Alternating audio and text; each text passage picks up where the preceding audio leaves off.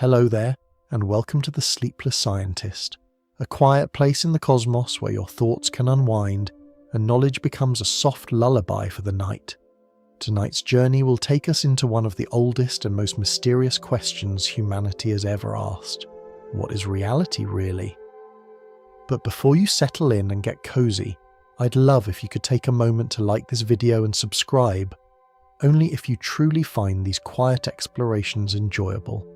And when you're ready, leave a comment to let me know where in the world you're listening from and what time it is for you right now.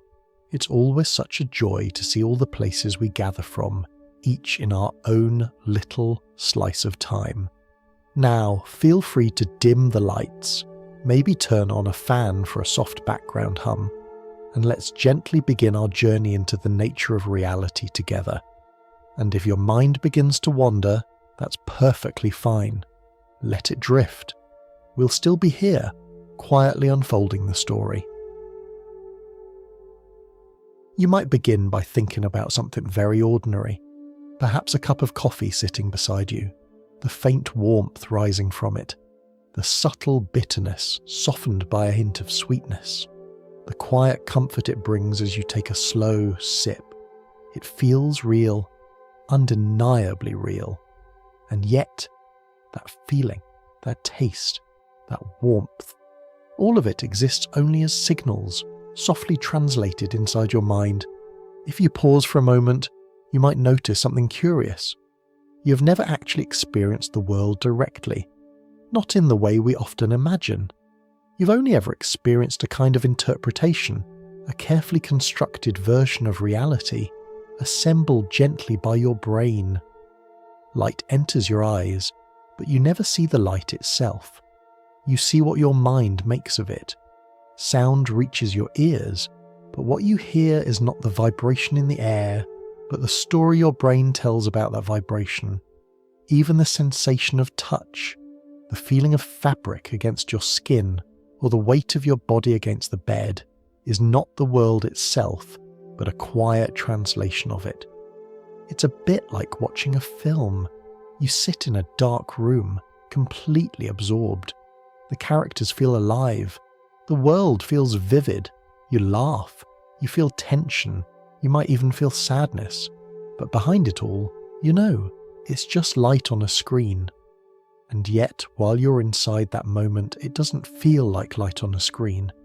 It feels like reality. Now imagine something even softer. A dream. You've likely had moments where a dream felt so real that, for a while, you didn't question it at all. You walked through familiar places, spoke to people, experienced emotions that felt just as vivid as anything in waking life. And only later, when you woke up, did something shift. The world rearranged itself, and what once felt solid, quietly dissolved. It's strange, isn't it?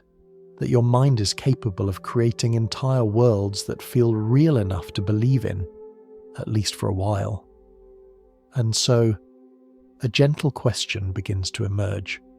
If your mind can create something that feels real, how do you know that what you're experiencing right now isn't, in some subtle way, also being constructed? This isn't a question meant to unsettle you. There's no need to push it too far. Instead, you can let it sit softly in the background, like a quiet hum. Because the goal here isn't to break reality apart. It's simply to notice that what we call reality may not be as straightforward as it first appears. As you go through your day, everything seems stable. The ground beneath your feet, the objects around you, the people you interact with, it all feels consistent, dependable, familiar, and in many ways, it is. But beneath that stability, there's something more subtle at work. Your brain is constantly receiving incomplete information, tiny fragments, signals, hints, and from those fragments, it builds a full, seamless picture of the world around you, like a painter filling in a canvas. Not with perfect accuracy, but with just enough detail to make the image feel complete. And most of the time, it does this so well that you never notice. You don't notice the gaps, You don't notice the assumptions. You don't notice the quiet guesses your mind is making every second. But they're there, gently shaping everything you experience. Even memory, something that feels so personal, so reliable, is not a perfect recording. It's more like a story that gets retold slightly differently each time. Details shift, emotions change, small pieces are added or removed without you realizing it, and yet it still feels like truth. It still feels like your truth. So perhaps reality, as you experience it, is not a fixed thing, but something more fluid, something that exists in the space between the world and the way your mind interprets it, like the soft edge between waking and dreaming. You don't need to resolve this idea. You don't need to decide what is ultimately real and what isn't. It's enough for now to simply notice that there may be layers to experience, layers that quietly shape the way you see, feel, and understand everything around you. And as this idea begins to settle gently, like mist over a quiet field at dawn, another thought begins to take shape. If your experience of the world is shaped from within, then perhaps the way you see things is not only about what is out there, but also about what is happening inside you. And that is where our journey will slowly continue. For now, you can simply rest with this thought. Let it drift. Let it soften. There's nothing you need to figure out. Nothing you need to hold on to. Just a quiet awareness that reality may be more like a story gently unfolding than a fixed and unchanging thing. And as you breathe slowly and the world feels just a little softer, we can allow that story to continue in its own time. As that quiet idea lingers, that what you experience may be shaped from within as much as from the outside, you might begin to notice something even more subtle. Not just that your mind interprets the world, but that it gently edits it, all the time. Imagine for a moment that you are sitting in a familiar room. Perhaps your room. You can picture it now. The general layout, the objects, the colours. It feels complete. But if you were asked to describe every single detail, every tiny scratch on the wall, every subtle shadow, every object just outside your immediate focus, you might find that your memory becomes a little less certain. That's because in any given moment your mind is not taking in everything. It simply takes in enough to build a world that feels whole, enough to help you move, decide, react, and understand. But not everything. Never everything. In fact, what you see right now is only a small portion of what is actually present. Your eyes are constantly moving, scanning, adjusting. And in between those movements, your brain fills in the gaps so smoothly that you never notice the stitching. It's a little like reading a sentence where a few letters are missing, and yet you can still understand it perfectly. Your mind quietly completes the pattern. You don't see the missing pieces. You experience the finished picture. This is not a flaw. It's something much more gentle than that. It's a kind of efficiency. Your brain has learned, over millions of years, that it doesn't need to process everything in full detail. That would be overwhelming, exhausting. Instead, it focuses on what matters most and softly guesses the rest. And most of the time, those guesses are good enough. Good enough to navigate the world. Good enough to feel grounded. Good enough to believe that what you see is exactly what is there. But every now and then, something slips through. Perhaps you've had a moment where you thought you saw something move in the corner of your eye, only to look again and find nothing there. Or you misheard someone say something, and your brain confidently filled in a completely different sentence. Or you remembered a conversation, only to later realize that someone else remembered it differently. These small moments aren't mistakes in the usual sense. They are glimpses, into how your mind gently shapes your reality. Because what you experience is not a raw recording of the world. It is a kind of living reconstruction. Your senses bring in fragments, and your mind assembles them into something meaningful. And meaning is where things become even more interesting. Two people can stand in the same place, witness the same event, hear the same words, and walk away with completely different experiences. Not because the world changed, but because their interpretations did. One person might see an opportunity, another might see a problem, one might feel excitement, another might feel anxiety, and both experiences just feel equally real, because in a sense they are, not as objective facts, but as lived realities. It's like looking at the sky during sunset. The colours shift slowly, soft oranges, deep purples, fading blues. To one person, it might feel peaceful, a quiet ending to the day. To another, it might feel bittersweet, a reminder of time passing.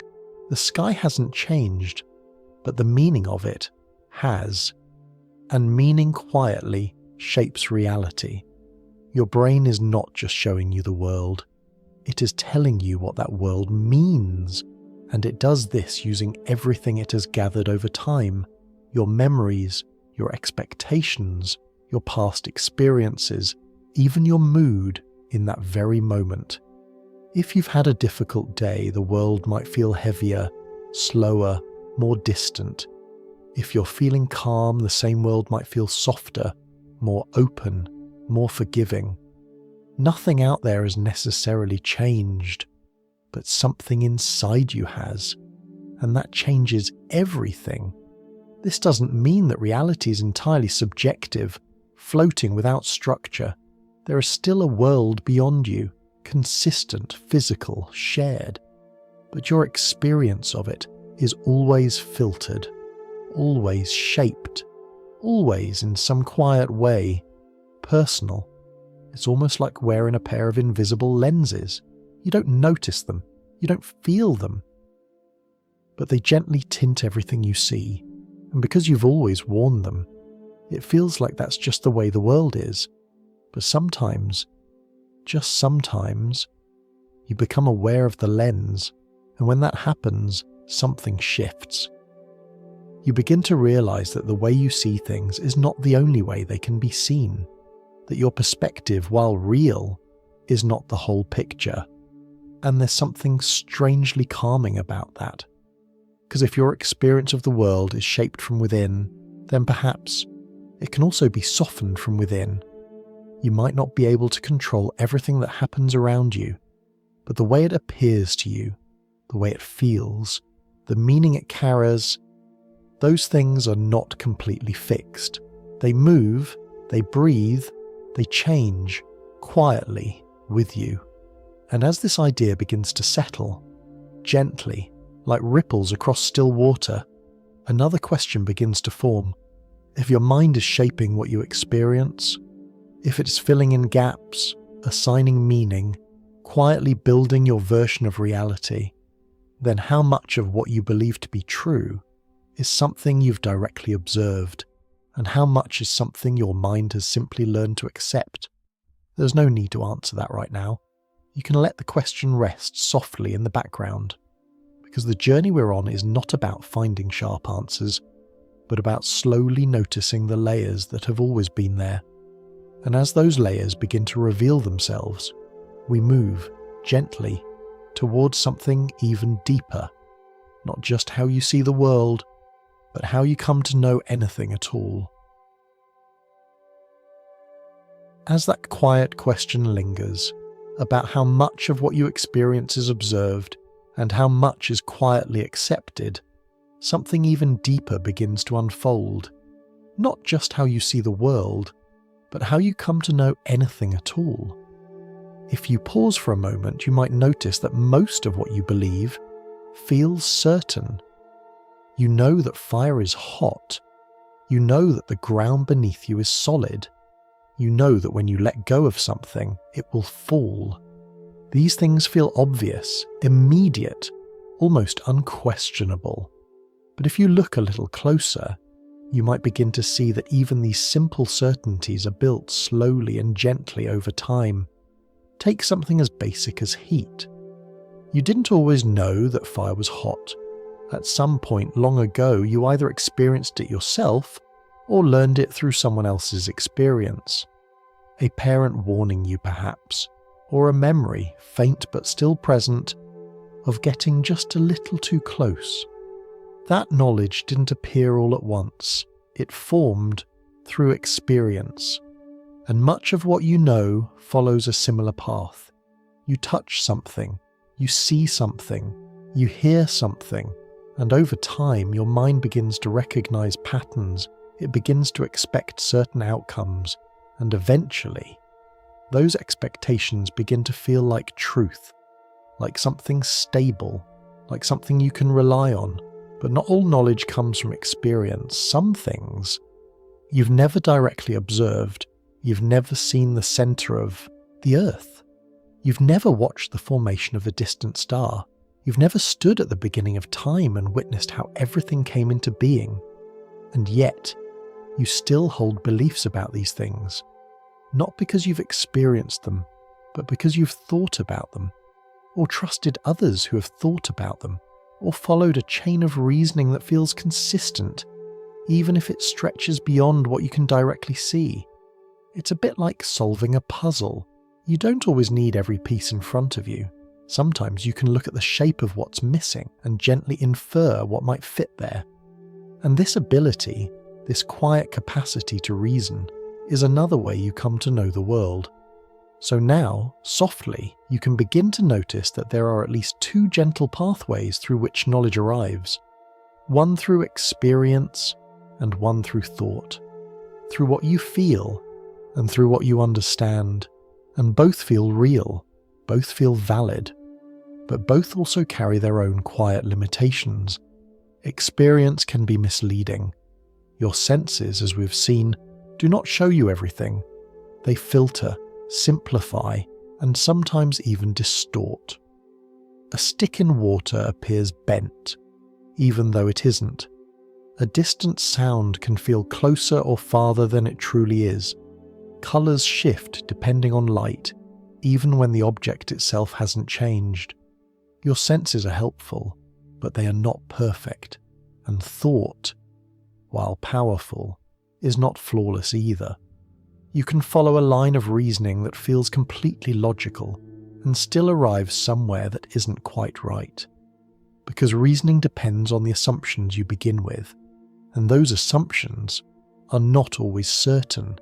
It's like building a house on a quiet foundation.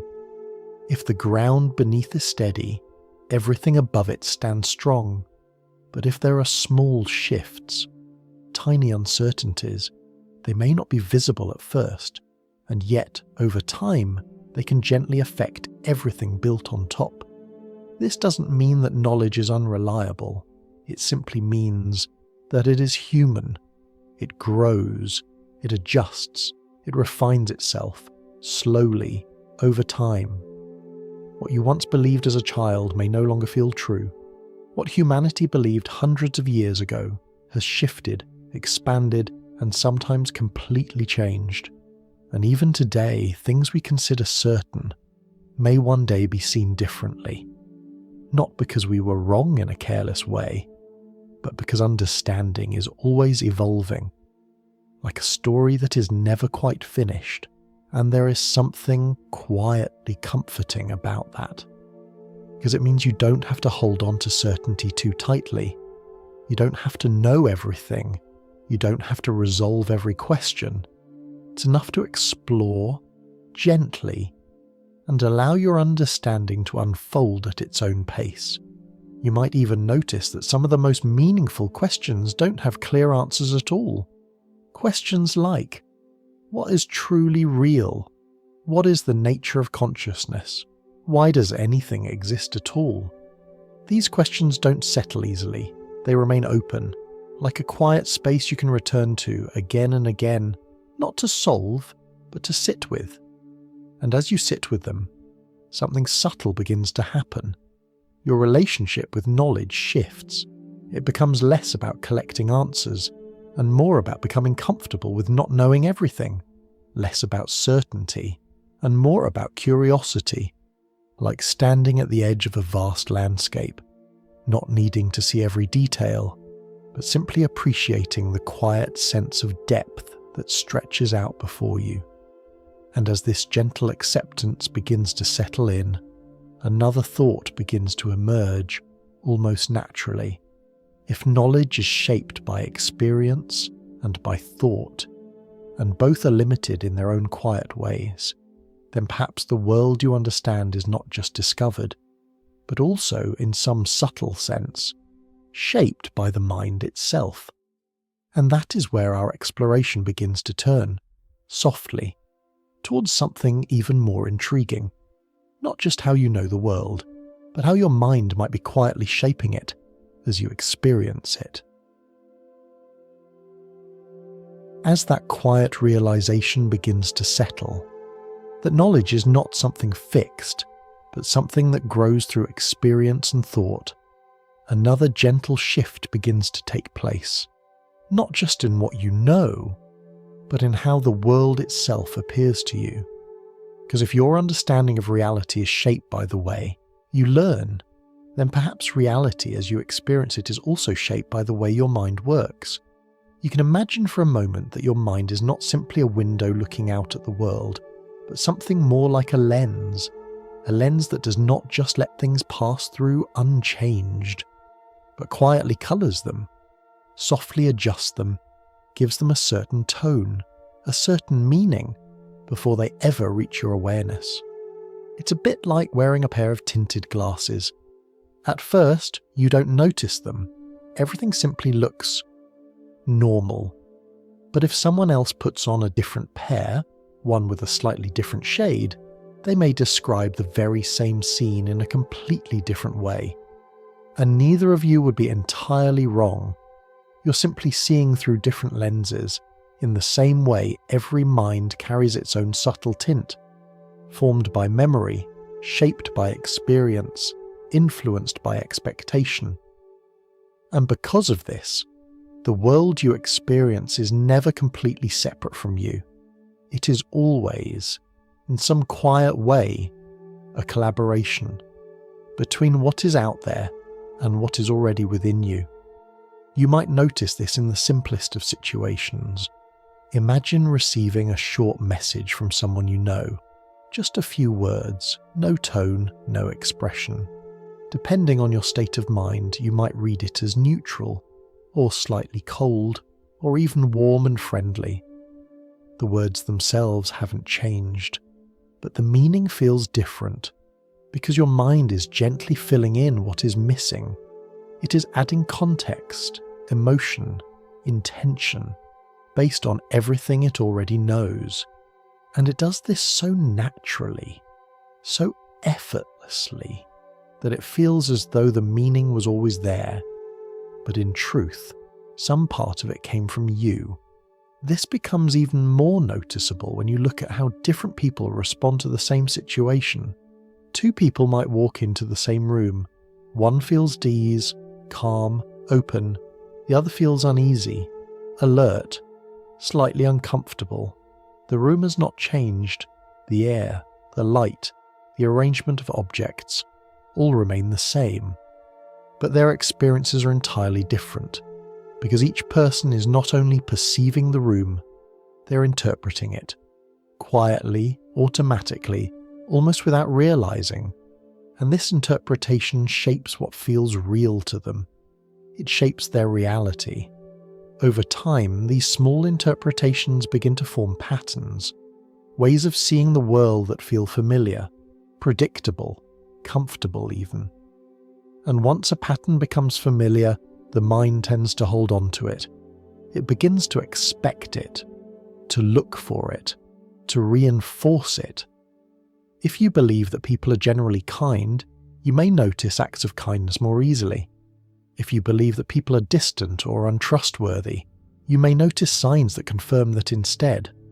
The world, in a quiet way, begins to reflect the expectations you carry. not because the world itself changes, but because your attention does. And attention is a powerful thing. It decides what you notice, what you remember, what you give meaning to. And over time, these small choices of attention begin to shape the larger story you tell yourself about reality. It's almost like standing in a vast landscape at night with only a small lantern in your hand. Wherever you point the light becomes your world. Everything outside that circle fades into the background, not because it isn't there, but because it is not being illuminated. Your mind works in a similar way. It highlights certain things and gently lets others fall away. And what is highlighted begins to feel like the whole picture, but it is only a part, a carefully selected part. This doesn't make your experience false, it makes it human. Because to experience everything equally would be overwhelming. There would be too much detail, too much information, too many possibilities. So your mind simplifies, it chooses, it focuses, and in doing so it creates a version of reality that you can live within, a version that feels coherent, stable, meaningful, and yet beneath that stability there is always the possibility that things could be seen differently, that another perspective exists, that another interpretation is just as valid. This realization doesn't need to unsettle you. In fact, it can be quietly freeing. Because if your mind plays a role in shaping your experience, then the way you experience the world is not completely fixed. It can soften, it can shift, it can become lighter, or more open, or more at ease. Not by changing everything outside of you, but by gently changing how you see. And this doesn't require effort in the usual sense. It's not about forcing new thoughts or rejecting old ones. It's more like noticing that the lens is there. And once you notice it, you're no longer completely inside it. You have a little space, a little distance, and in that space something quiet begins to happen. You become less attached to any single interpretation, less certain that one way of seeing is the only way.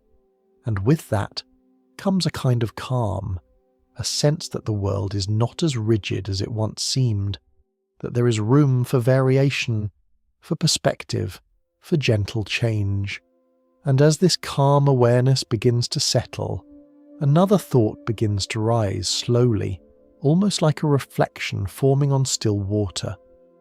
If the mind shapes the way you see the world, and if different minds can shape different worlds from the same reality, then how certain can we really be about anything at all?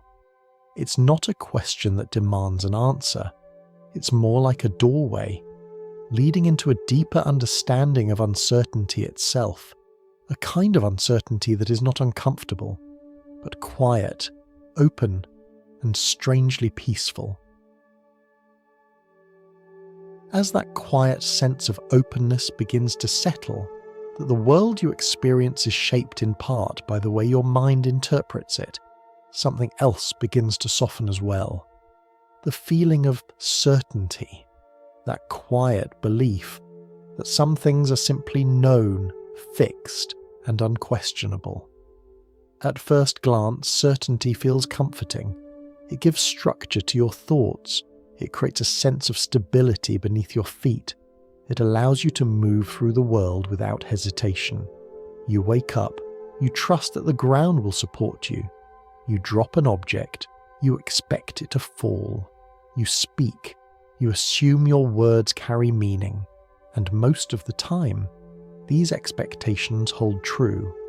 But if you pause, just for a moment, and look a little closer, you may begin to notice that certainty is not as solid as it feels. It is something that builds slowly, something that forms through repetition, through habit, through familiarity, and sometimes it gives the illusion of being absolute. Take something as simple as the idea that objects fall downward. It feels obvious, natural, almost unquestionable. But this understanding didn't always exist in its current form. For a long time, people simply observed that things fall and accepted it as a basic fact of the world. Later, deeper patterns were noticed. Objects didn't just fall randomly. They followed a consistent behaviour, and eventually this behaviour was described in a more structured way. Not with rigid symbols or abstract formulas, but with a gentle idea that there is a quiet tendency in the world for things to move toward one another, a kind of invisible pull, a relationship between mass and distance, where larger objects influence smaller ones, and the closer they are, the stronger that influence becomes. You don't need to picture the exact equation. It's enough to imagine it like this. Two objects in space, softly drawing each other closer, like leaves drifting toward one another on still water. This description works remarkably well. It allows us to predict motion, build structures, and understand the movement of planets across the sky. And because it works so well, it feels certain. But even this understanding, refined as it is not the final word. Over time, scientists notice small differences, tiny inconsistencies, moments where the predictions didn't match perfectly with observation. And so, new ideas emerged, not to replace the old completely, but to expand it, to deepen it, to bring it a little closer to something more complete. This quiet process has happened again and again throughout history. Ideas that once felt unquestionable, gradually reshaped, refined, and sometimes reimagined entirely. Not because they were useless, but because they were incomplete. And this doesn't only apply to science, it applies to the way we understand the world in everyday life as well. Think about something you believed strongly in the past, a belief about yourself perhaps, or about how life works. At the time, it may have felt completely certain, like something you could rely on without question. But as time passed, as experiences shifted, that certainty may have softened, not disappeared, but changed, gained new layers, become something more flexible. And in that flexibility there is something quietly powerful. Because when certainty becomes too rigid, it can begin to limit what you see. It can close off possibilities. It can make the world feel smaller, more fixed than it truly is. But when certainty softens, when it becomes something more open, you begin to notice things you might have missed before. New perspectives, new interpretations, new ways of understanding the same experience. It's a bit like holding sand in your hand. If you grip it tightly, trying to keep it fixed and unmoving, it begins to slip through your fingers. But if you hold it gently, it settles, it stays, it feels more natural. Certainty works in a similar way. It is most useful not when it is rigid, but when it is held lightly, when it allows space for change, space for uncertainty, space for the unknown. And the unknown, despite how it might sound at first, is not something to fear. It is simply the edge of what you understand, a quiet boundary that shifts and expands as you explore. You don't need to push against it. You don't need to resolve it. You can simply acknowledge it and let it be. In fact, some of the most meaningful discoveries, both scientific and personal, begin with a simple recognition that something is not fully understood, that there is more to explore, more to learn, more to gently uncover over time.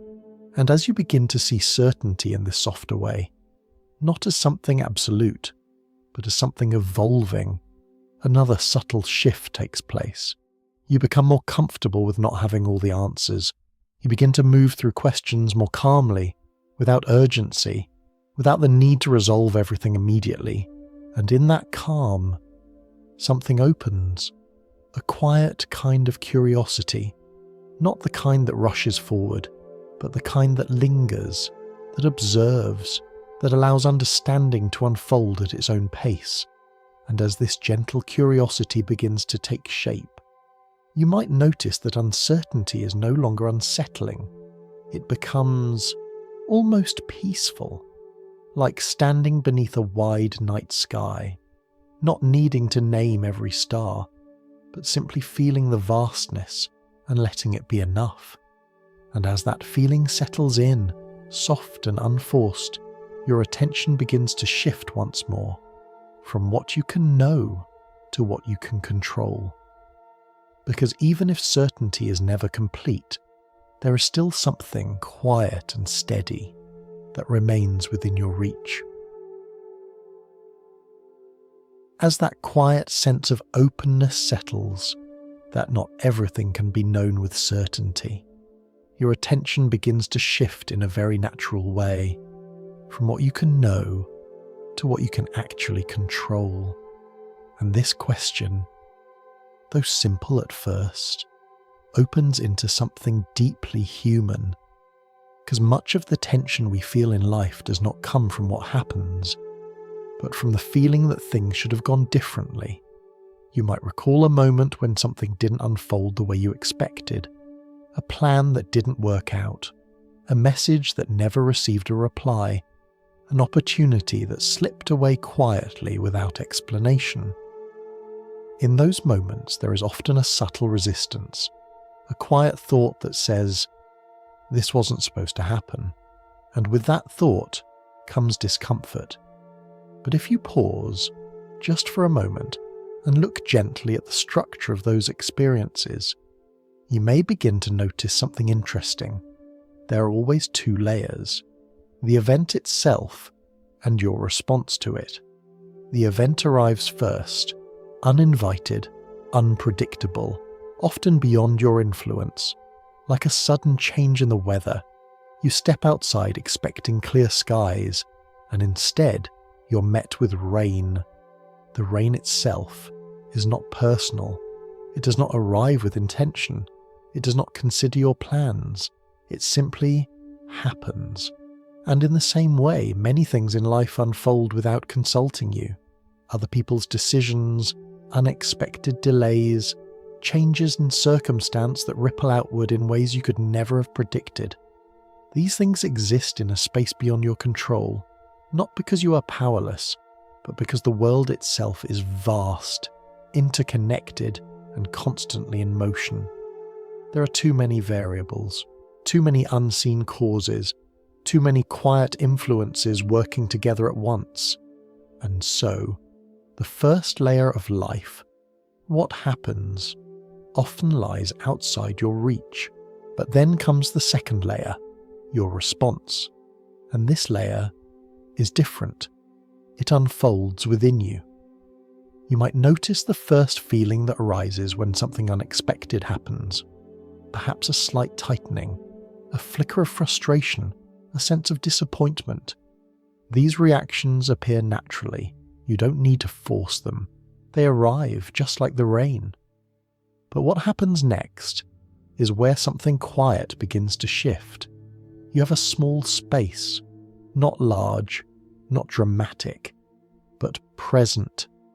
A moment between what happens and how you continue.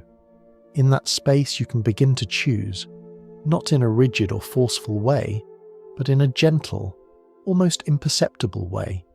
You can choose how much attention to give the discomfort. You can choose whether to hold on to the expectation or to let it soften. You can choose whether to resist what has already happened or to allow it to simply be what it is. This idea is not about suppressing emotion. It's not about pretending that things don't matter. It's about noticing that while the world moves in ways you cannot always control, your relationship to those movements is something more flexible, something that can adapt, something that can, over time, become calmer. You might think of it like standing on a small boat in open water. The waves move beneath you. You cannot stop them. You cannot command them to be still, but you can learn how to stand, how to shift your weight, how to move with the motion rather than against it. At first, it may feel unstable, but gradually, your balance improves, not because the waves have changed, but because your response to them has. And in that subtle shift, something important begins to happen. The world becomes less overwhelming, not because it has become predictable, but because you no longer expect it to be. There is a quiet release from the need for everything to go according to plan, and with that release comes a sense of ease, a soft understanding that not everything needs to be controlled in order to be experienced. You might begin to notice this in small moments, waiting in line longer than expected, a conversation that doesn't go the way you imagined, a change in plans that disrupts your routine. Each of these moments offers a gentle invitation, not to fix, not to force, but to observe your response, to notice the impulse to resist, and then to let that impulse soften, just a little. Over time, this softening becomes more natural. You begin to spend less energy pushing against what is already happening, and more energy simply being present with it. And presence has a quiet, stabilizing effect. Because when you are fully present, you're no longer lost in imagined outcomes or past expectations. You are here, with what is actually unfolding. And in that space, things often feel more manageable, more grounded, even when they are uncertain. This doesn't mean that life becomes easy, or that challenges disappear. It simply means that your relationship to those challenges begins to change. They feel less like obstacles, and more like movements within a larger flow. Movements that you don't need to control completely, only respond to, gently, as they arise.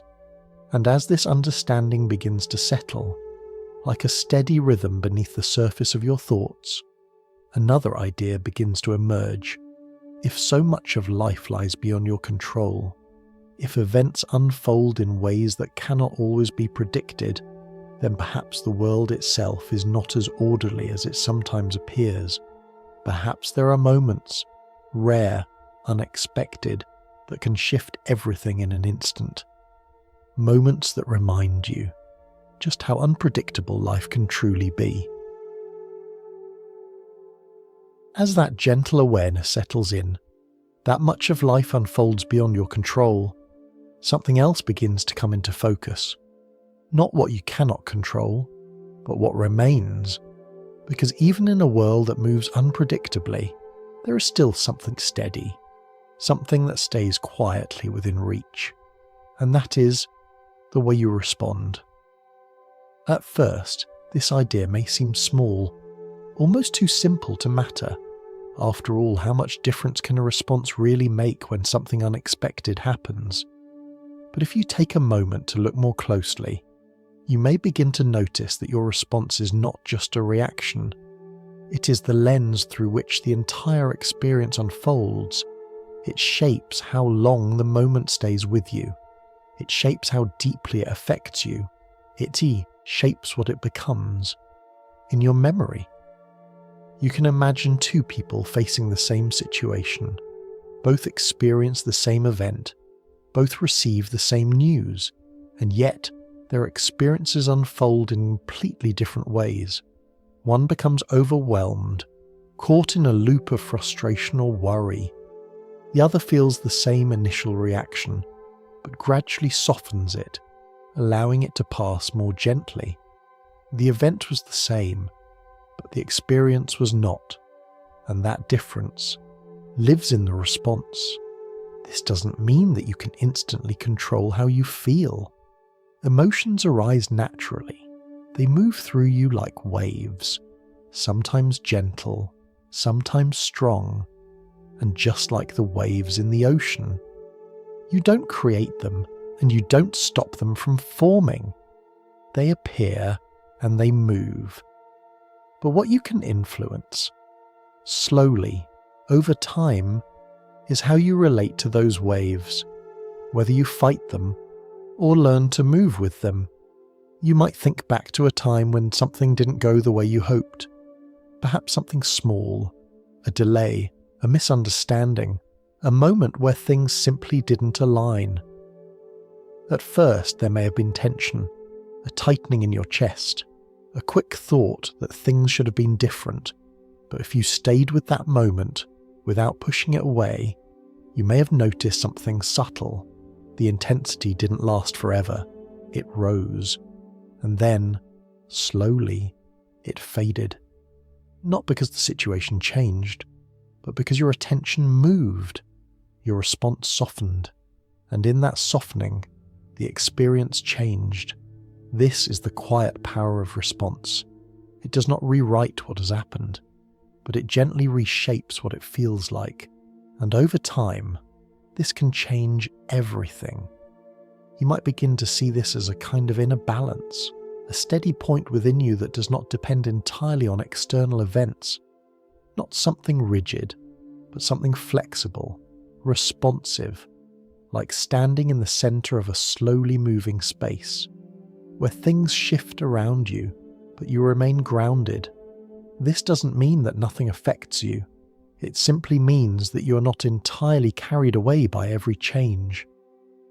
There is a small pause, a moment where awareness enters, and in that moment there is choice, not a loud, dramatic choice, but a quiet one, a subtle redirection of attention. You might choose to let a thought pass rather than follow it. You might choose to return your focus to something steady, like your breath or the feeling of being present. You might choose to see the situation not as something happening against you, but simply as something happening. And these small choices, repeated gently over time, begin to create a different relationship with the world, one where you're less reactive and more aware, less pulled in many directions and more centered within yourself. It's not something that happens instantly. It unfolds slowly, like learning to balance or learning to listen more carefully. At first, the mind moves quickly, jumping from one reaction to another. But with time, the space between those reactions begins to grow, and in that space, something quiet appears, a sense of clarity, a feeling that you're not entirely at the mercy of what happens around you. That even in uncertainty, there is something steady, something that belongs to you, and that is your response.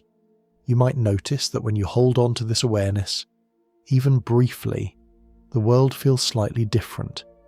Not necessarily easier, but more manageable, more open, because instead of trying to control everything, you're gently working with what is already within your reach. And there is something deeply calming about that. It removes the pressure to fix everything, to predict everything, to make everything unfold perfectly, and replaces it with something simpler, a quiet understanding that you can meet each moment as it comes, with awareness, with presence, with a response that grows more steady over time. And as this understanding continues to settle, another thought begins to form almost naturally. If your response shapes your experience, and if much of the world remains beyond your control, then what happens when something truly unexpected appears? Something that doesn't just disrupt your plans, but changes them entirely. Something rare, unpredictable, and powerful enough to reshape everything in an instant.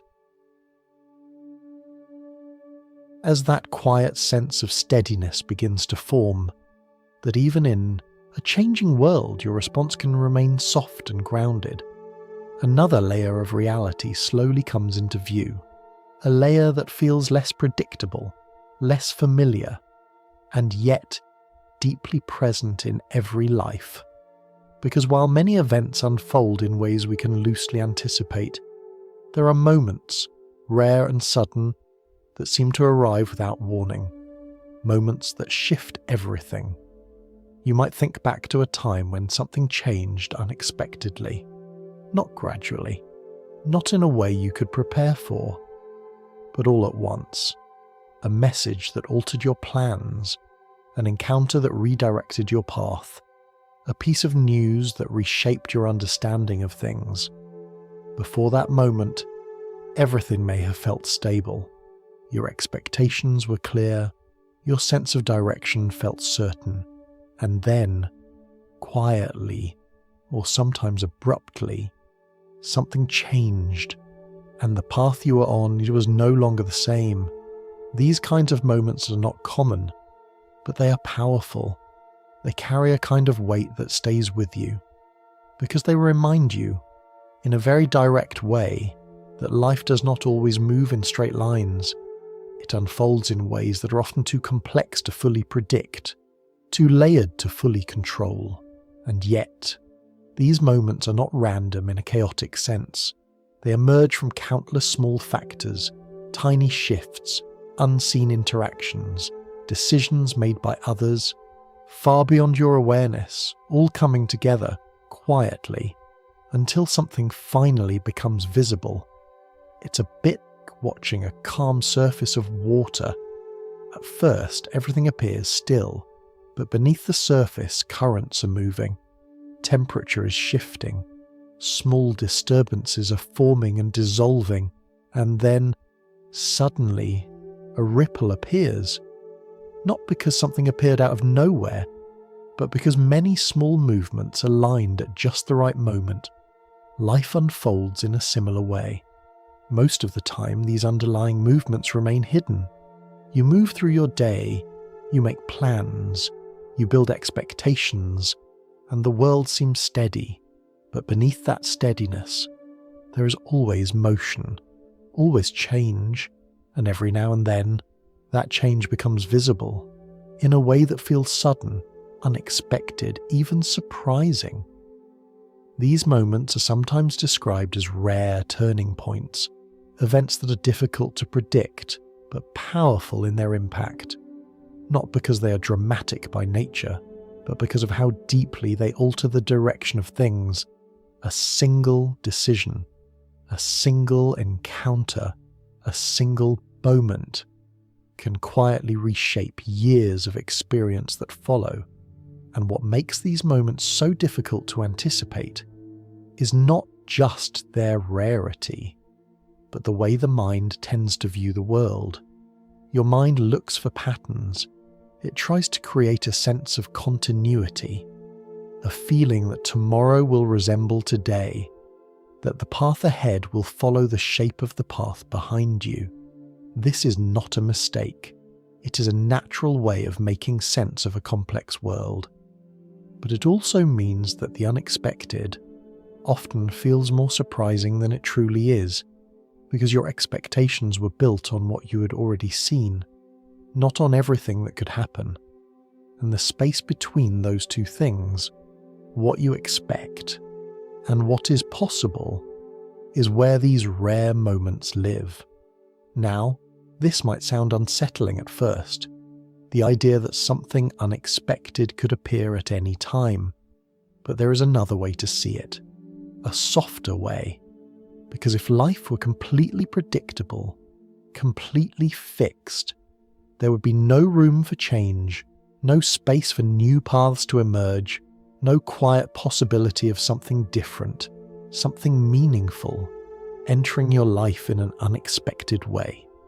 The same uncertainty that allows for disruption also allows for opportunity, for growth, for moments that gently shift your perspective in ways you could never have planned. And when you begin to see uncertainty in this light, it becomes less like a threat and more like an open field, a space where many paths exist, even if you can only see one at a time. This doesn't mean you stop making plans, or that you abandon structure altogether. It simply means you hold those plans a little more lightly, with the understanding that they are guides, not guarantees. You still move forward, you still act with intention, but you allow space for adjustment, for redirection, for the quiet possibility that something new may emerge along the way. And when those unexpected moments do arrive, you meet them not with resistance, but with a kind of calm curiosity, a willingness to see where they lead. Because by now, you've begun to notice something important. You cannot control when these moments appear. You cannot always predict their outcome, but you can meet them with the same steady awareness, the same gentle response that you've been cultivating, and in doing so, they begin to feel less like disruptions and more like part of the natural movement of life itself. Like waves rising and falling, each one different, yet all part of the same quiet rhythm. And as this understanding begins to settle, another layer of thought begins to form. If the world is filled with patterns, and yet shaped by unpredictability, if your mind tries to make sense of it, and sometimes fills in what it cannot fully understand, then perhaps there are moments when your thinking itself can quietly lead you astray, not in obvious ways, but in small, subtle ways that shape how you see the world without you even realizing it. As you sit with that quiet awareness that the world can change in unexpected ways, and that certainty is often softer than it first appears, another subtle pattern begins to reveal itself, not in the world outside, but in the way the mind quietly understands itself. And this pattern is something you may have already felt at different moments in your life, even if you've never quite put it into words. There are times when something feels simple, almost obvious. You hear a new idea or learn a new skill, and it seems clear, manageable, even easy. You might feel a quiet sense of confidence, as if you've already understood the essence of it. And in that moment, everything feels smooth, almost effortless. But then, as you continue, as you move a little deeper, something begins to shift. The edges become less clear. The simplicity starts to dissolve. Questions begin to appear where there were none before, and what once felt certain now feels layered, complex, even slightly confusing. This experience is more common than it seems. In fact, it is a natural part of how the mind learns. When you first encounter something new, your understanding is often built from a small number of pieces. Those pieces fit together easily, and because of that, they give the impression of completeness. It's like looking at a simple sketch and believing you've seen the whole picture. But as more detail is added, as more pieces come into view, the image becomes richer and also more complicated. And in that growing complexity, your confidence may begin to soften.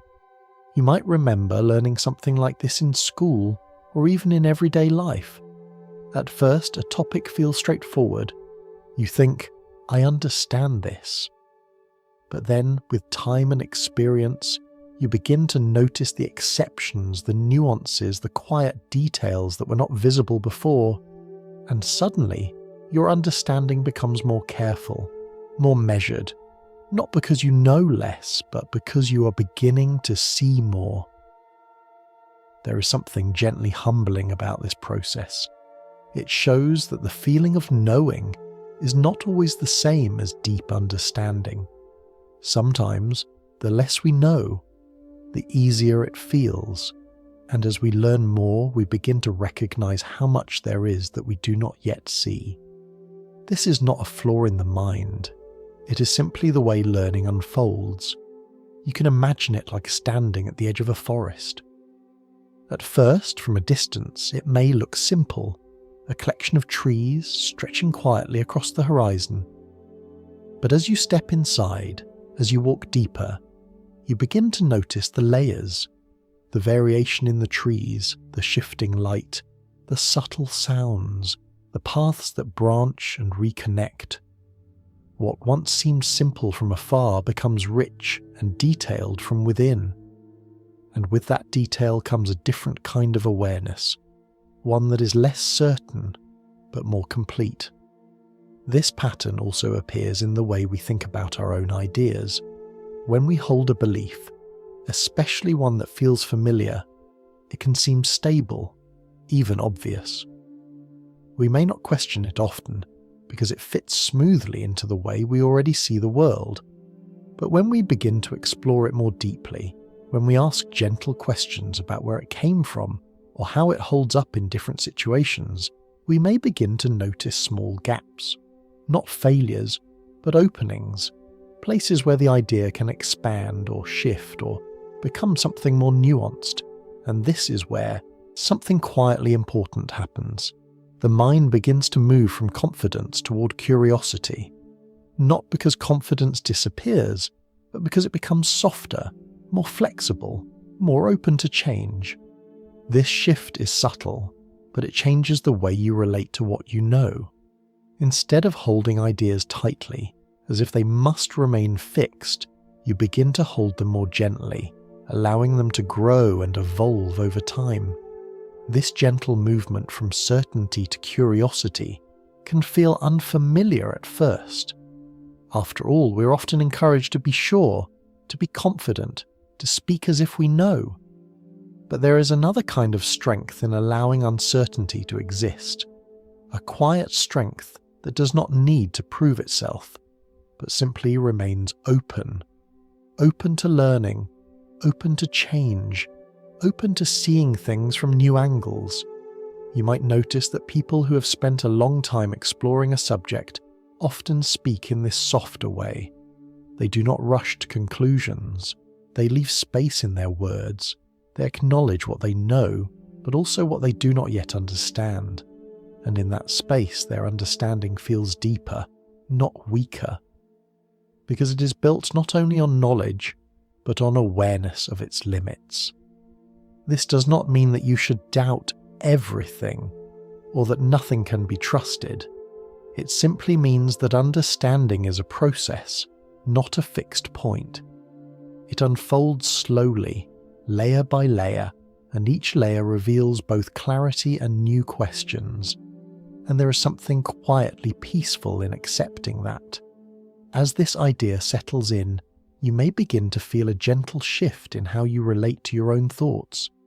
You might notice moments when something feels certain, and instead of holding on to it tightly, you simply observe it.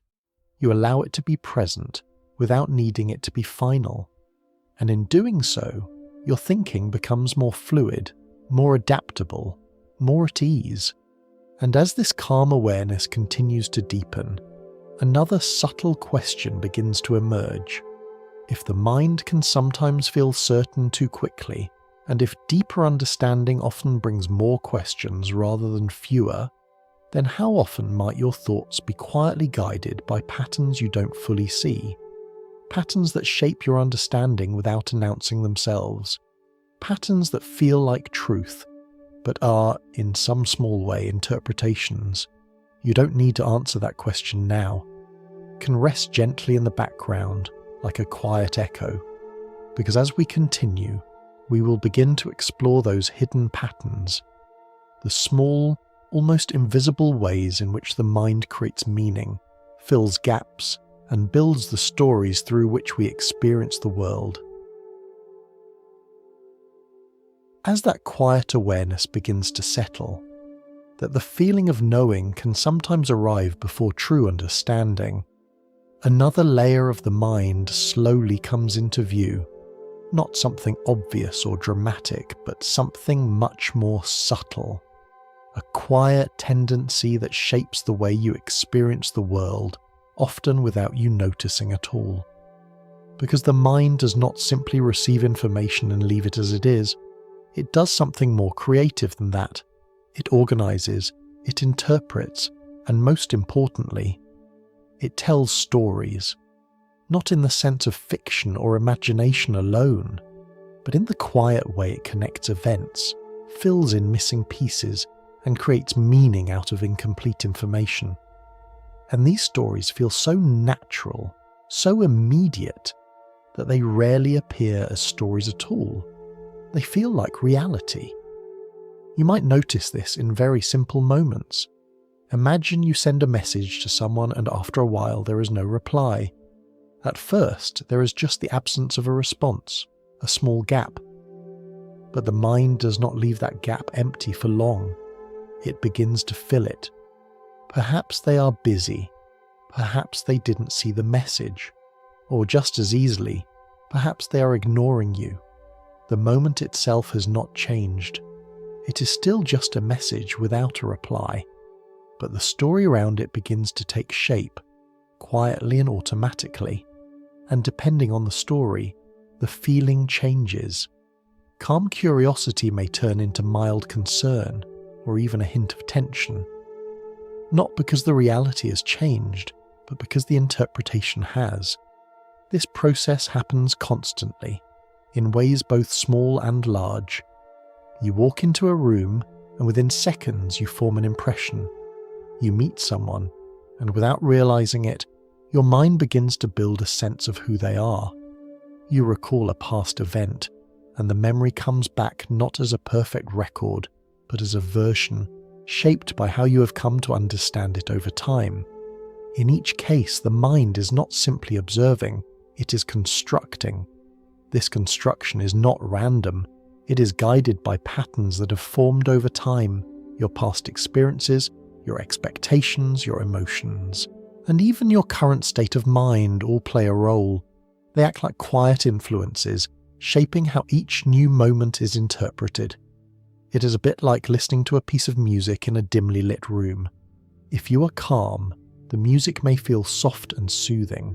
If you are tense, the same music might feel slightly unsettling.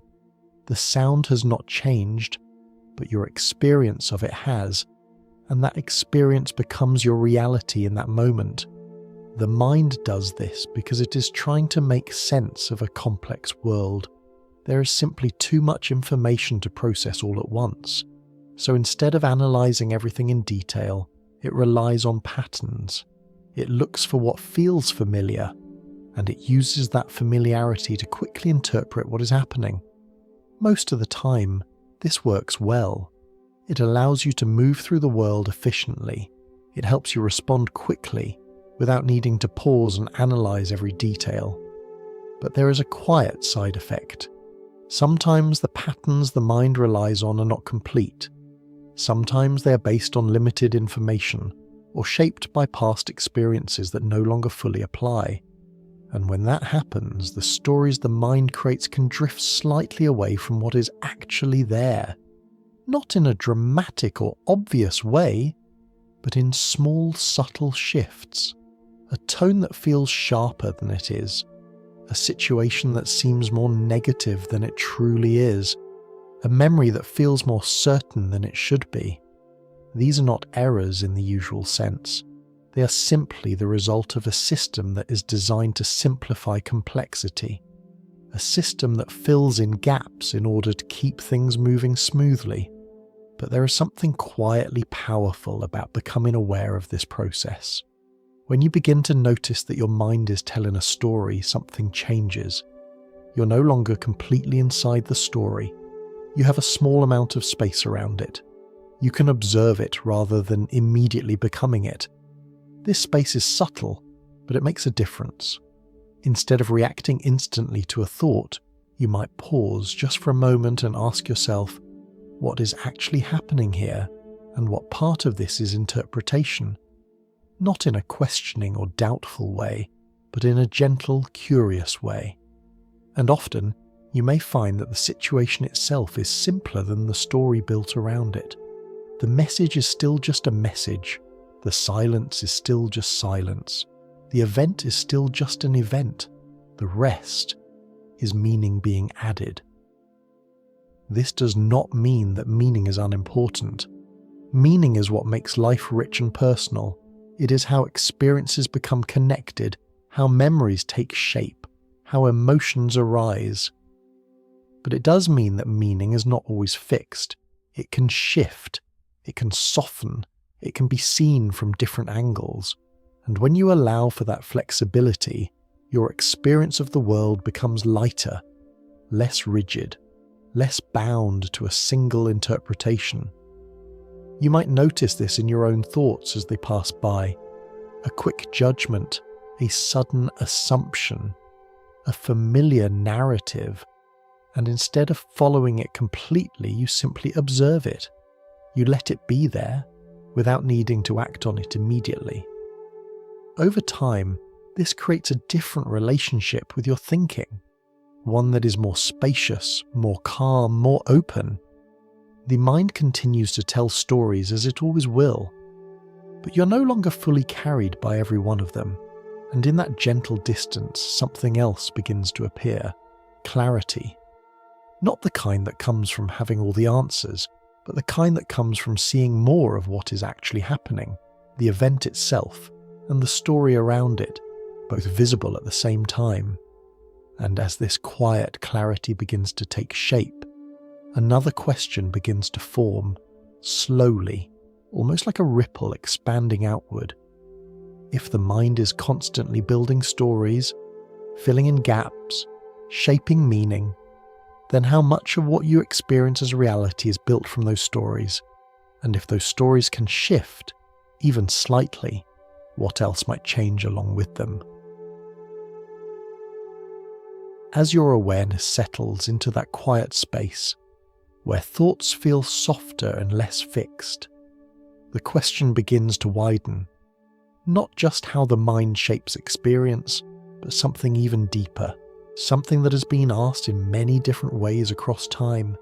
A question that feels simple at first, and yet seems to open endlessly the more you sit with it. Is the world truly out there, exactly as it appears, or are you experiencing something closer to a version of it, gently constructed within your mind? You don't need to answer this question directly. In fact, it works better when you let it remain open, like a window slightly ajar, allowing a soft breeze to move through. Because what matters here is not reaching a conclusion, but noticing the possibility that experience may have layers. You might begin by thinking about how easily the mind can create a sense of reality. Not in a dramatic or artificial way, but in the quiet, familiar experience of dreaming. There are moments while dreaming when everything feels complete. The environment feels stable, the people feel real, the events unfold in ways that make sense within that moment. And while you are inside it, there is often no question at all that it is real. Only later, when you wake, does something shift. The world rearranges itself, and what once felt solid becomes something else entirely. Not false in a simple sense, but different from what you had assumed while you were inside it. And this invites a gentle reflection. If the mind can create a world that feels real enough to believe in, even temporarily, then what does it mean to experience reality while awake? Not that waking life is the same as a dream, but that both experiences share something in common. They are both interpreted. They are both presented to you through the same quiet process of perception and understanding. You might imagine it like wearing a very detailed headset, one that does not simply show you images, but fully immerses you in a world. You see, you hear, you feel, and everything responds in ways that feel consistent and believable. As long as the experience remains stable, there is no immediate reason to question it. It simply becomes your reality for that moment. Now, you can soften that idea and bring it closer to your current experience. Your senses are not direct windows into the world, but more like translators. They take in signals, small pieces of information, and convert them into something meaningful. Light becomes colour, vibration becomes sound, pressure becomes touch, and all of this happens quietly, automatically, without effort. But what you experience is not the signal itself, it is the interpretation, the final version that your mind presents to you. This does not make your experience unreliable, it simply means that it is mediated, that there is always a layer between what exists and what is experienced, and that layer is where perception, memory, and expectation gently combine. You can notice this even in simple visual moments. If you look at something familiar like a table or a wall, it feels stable and complete. But if you shift your focus, even slightly, you may realize that you're not actually seeing every detail at once. Your attention moves, highlighting certain areas while leaving others less defined. And yet, the mind fills in the gaps so smoothly that the whole scene feels continuous. It is a seamless experience, but it is still constructed. And once you begin to notice this, even softly, something changes in how you relate to the world. It no longer feels like something entirely separate from you. Instead, it becomes something you're participating in, moment by moment. A quiet collaboration between what is present and how it is perceived. This does not mean that nothing exists outside of you. There's still a shared world, a physical structure that remains consistent enough for us to interact with one another, to communicate, to build, to move through space together. But your experience of that world is always shaped by the way your mind receives and organizes it. And so, in a very gentle sense, you are always experiencing a version of reality. Not a false one, not an illusion in a simple way, but a personal rendering.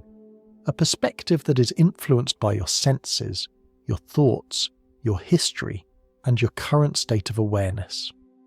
This idea does not need to create distance or doubt. Instead, it can create a kind of quiet intimacy with your own experience. A recognition that what you see, hear, and feel is not something happening far away, but something unfolding within your awareness.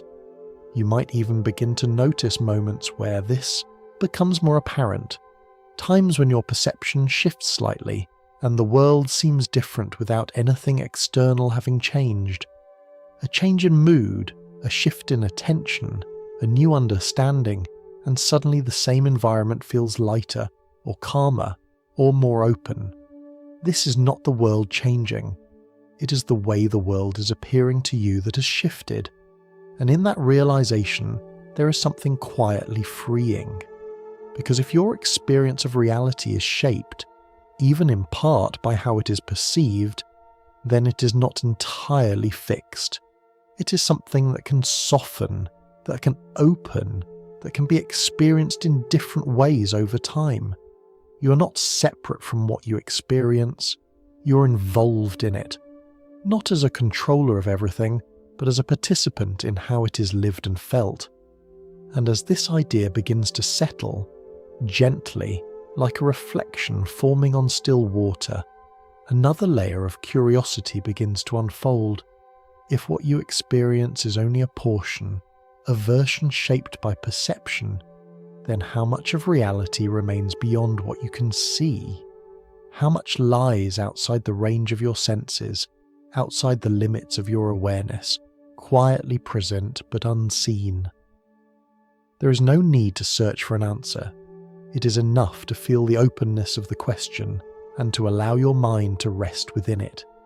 Because from here, the journey begins to widen even further, moving from the nature of experience itself to the vastness of what may exist beyond it. As that quiet question lingers about whether what you experience is the world itself or a version shaped gently by perception, your awareness begins to widen, not just inward toward the mind, but outward, toward something vast and almost impossible to fully grasp. Because even if your experience feels complete, even if the world around you appears stable and familiar, there is something quietly true that rests beneath it all. You're only seeing a very small part of what exists, not in a limiting way, but in a natural one, a human one. Your senses are not designed to capture everything. They are designed to capture what is useful, what helps you move, survive, respond. And so, they focus on a narrow range, a small window within a much larger reality. You can imagine it like standing at the edge of a vast ocean at night. The surface stretches endlessly in every direction, but you can only see what is touched by a faint light. Perhaps the glow of the moon or a distant reflection. The water beyond that light is still there, just as real, just as present, but hidden from view. In the same way, what you perceive is only the illuminated surface of something far deeper.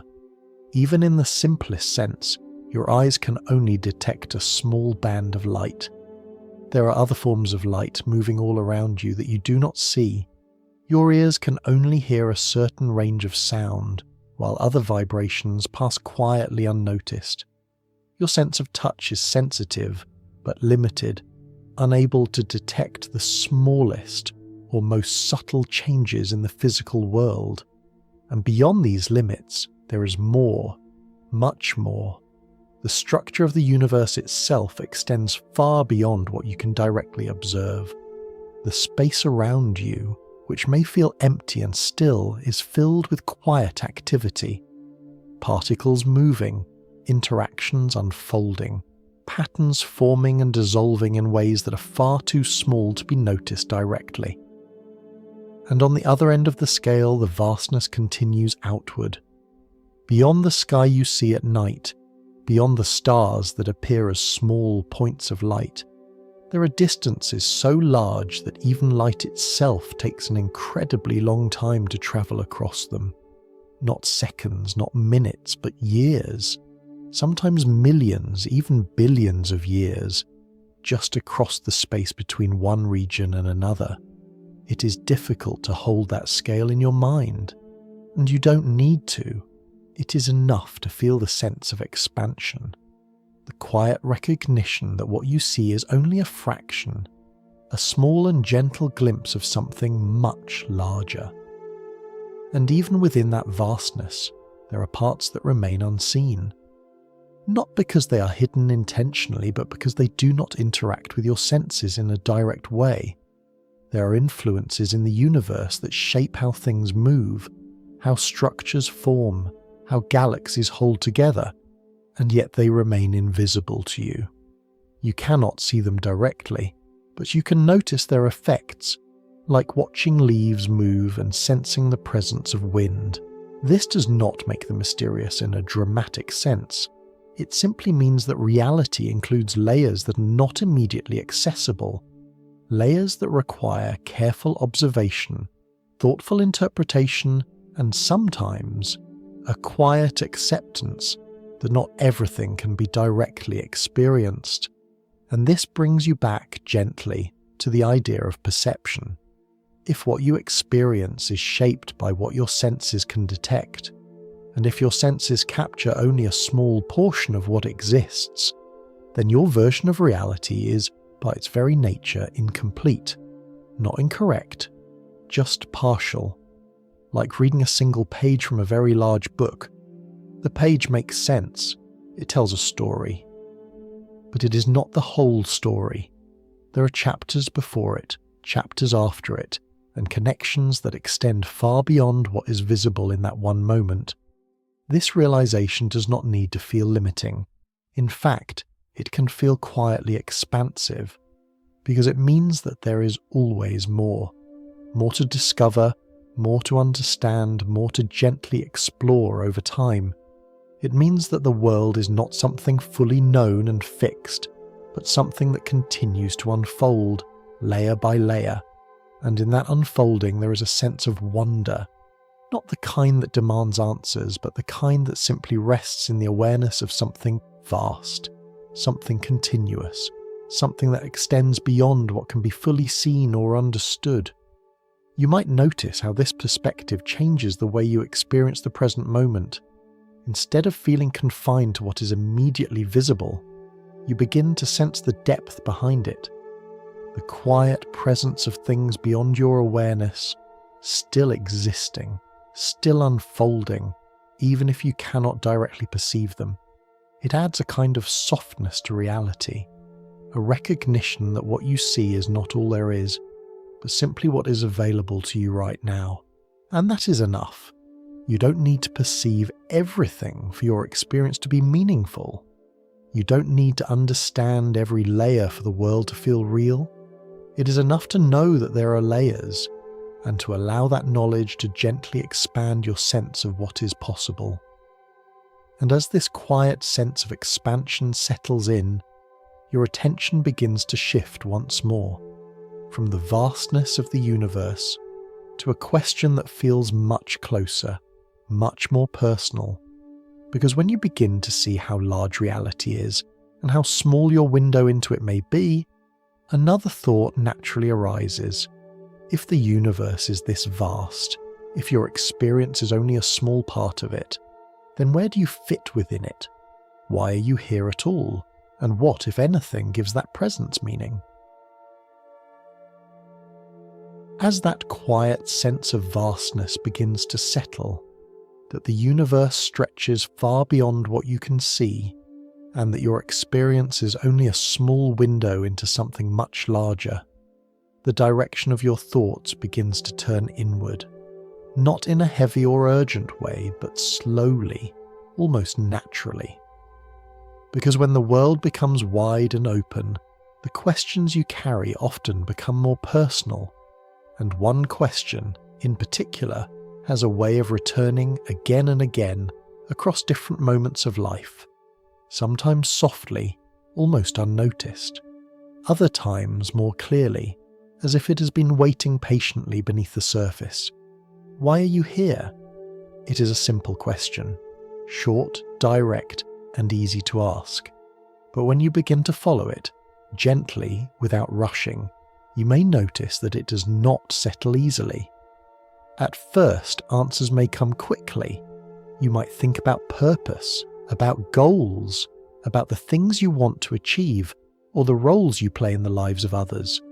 These answers feel meaningful, and they are. They give direction, they give shape to your daily experience. But if you stay with the question a little longer and ask again, softly, why? Why those goals? Why those roles? Why those desires?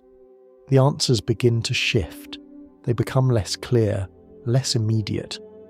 You might find yourself tracing a path backward through layers of thought and experience, each answer leading to another question, each explanation opening into something deeper.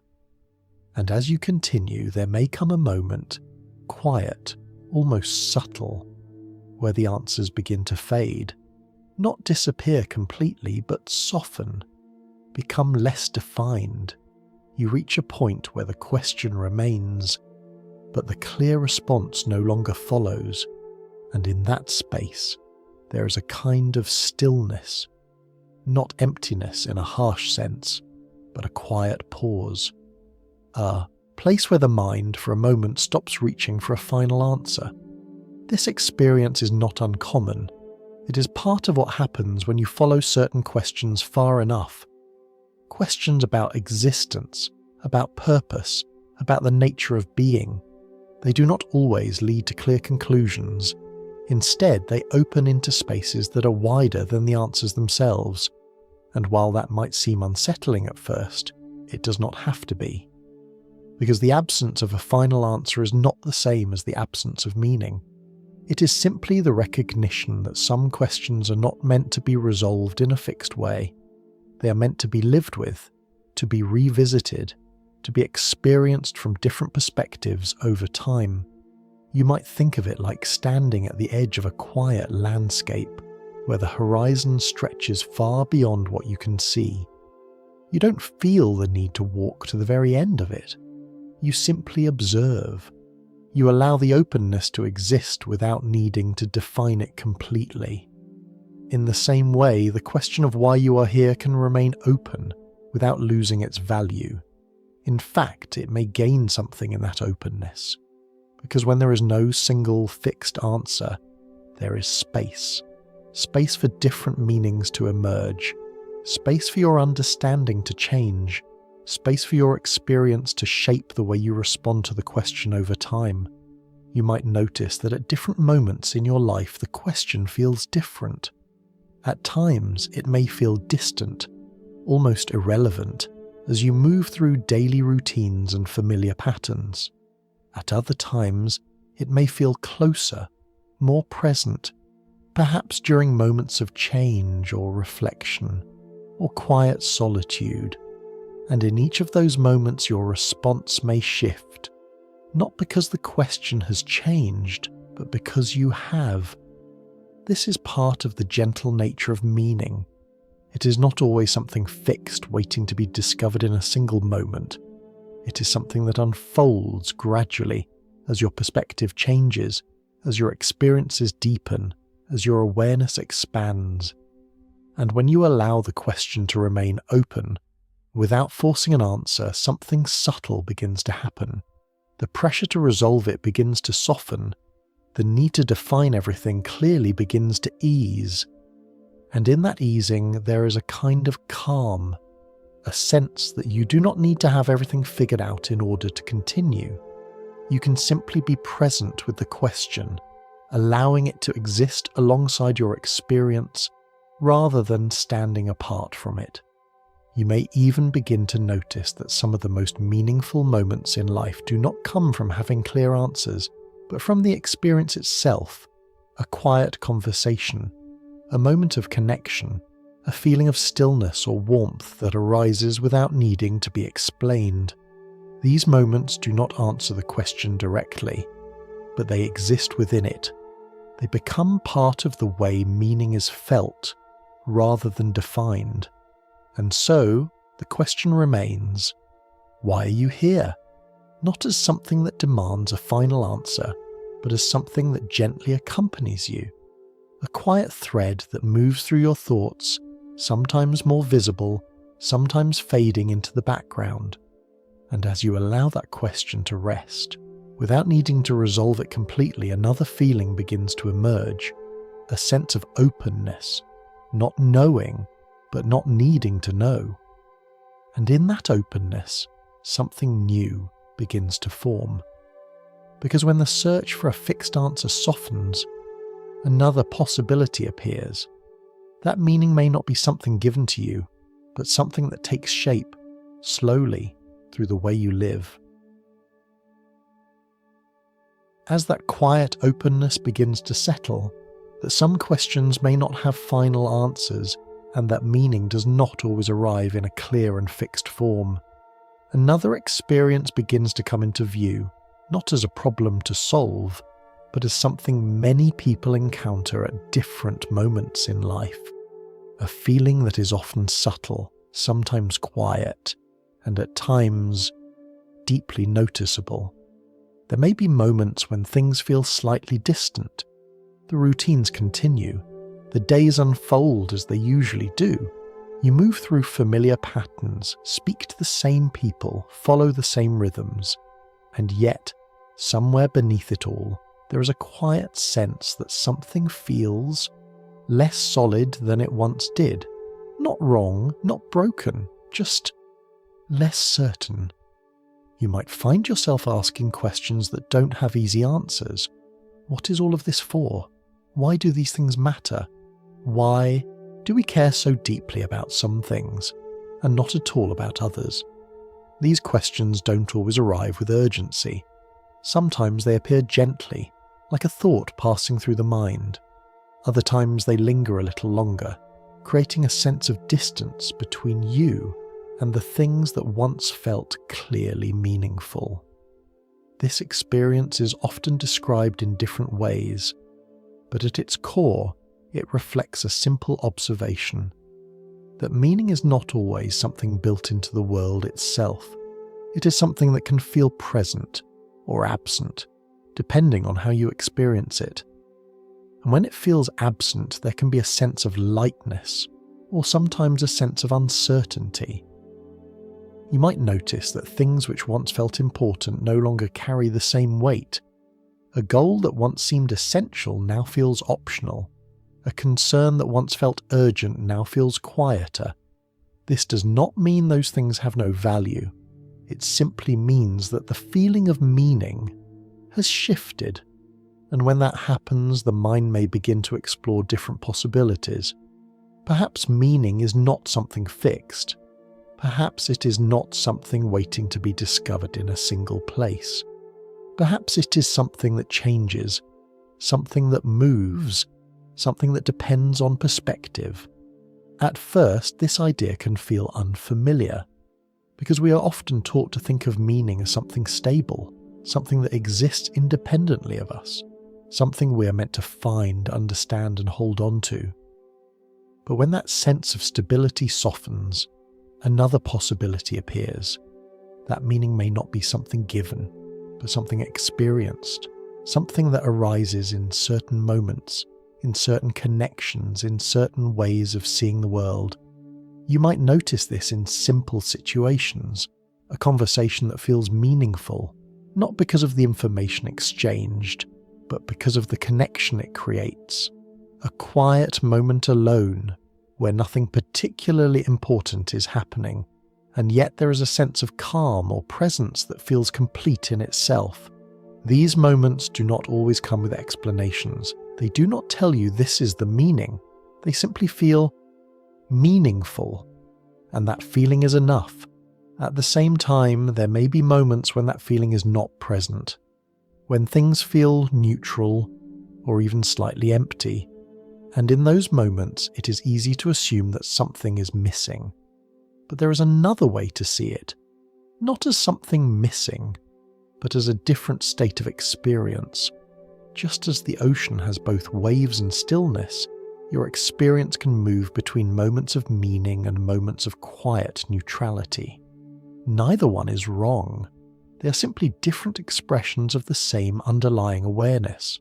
And when you allow for both, without needing one to always be present, something begins to soften. The need for constant meaning begins to ease. The expectation that every moment must feel significant begins to relax. And in that relaxation, there is a kind of peace, a recognition that experience does not need to be filled at all times in order to be valid. You can simply be present, even in moments that feel ordinary or quiet or undefined. This does not remove the possibility of meaning. In fact, it may create space for it to arise more naturally. Because when you are no longer searching for it constantly, it has room to appear in unexpected ways, in small details, in simple interactions, in the quiet rhythm of being here at all. And so when things seem to matter less, it does not have to be seen as a loss. It can be understood as a shift, a movement away from fixed expectations and towards something more open, more fluid, more connected to the way experience actually unfolds. You're not required to define everything. You're not required to hold on to meaning at all times. It is enough to allow your experience to move as it does, sometimes full, sometimes quiet, sometimes clear, sometimes undefined. And as you allow that movement without resistance, another understanding begins to emerge. If meaning is not always given, if it is not always present in a fixed way, then perhaps it is not something you are meant to find, but something that can be gently created, not forced, not constructed in a rigid sense, but formed slowly through the way you live, the way you relate, the way you respond to the world around you. And as this idea begins to take shape, softly and without pressure, the feeling that nothing matters begins to transform into something quieter and more open, a space where meaning is not absent, but waiting gently to be formed. As that quiet space begins to settle, where meaning is not fixed and where moments can feel open, undefined, or softly neutral, something else begins to emerge, not as a contradiction, but as a quiet continuation of what you have already felt. Because even when things seem uncertain, even when meaning feels less clear, something within you continues to move. You still notice, you still respond, you still care. It may not always be obvious, it may not always be intense, but it is there, quietly present, woven into even the simplest moments of experience. You might notice it in small, almost ordinary ways. A gentle concern for someone you know, a sense of satisfaction when something is completed, a quiet appreciation for a moment of calm or beauty or connection. These responses do not require a grand explanation. They do not need a fixed definition of meaning in order to exist. They simply arise naturally as part of being human.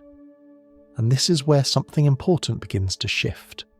Because even if meaning is not given in a clear universal way, the experience of caring continues, and that experience carries its own kind of meaning. Not something imposed from outside, but something that forms from within. You might think of it like warmth.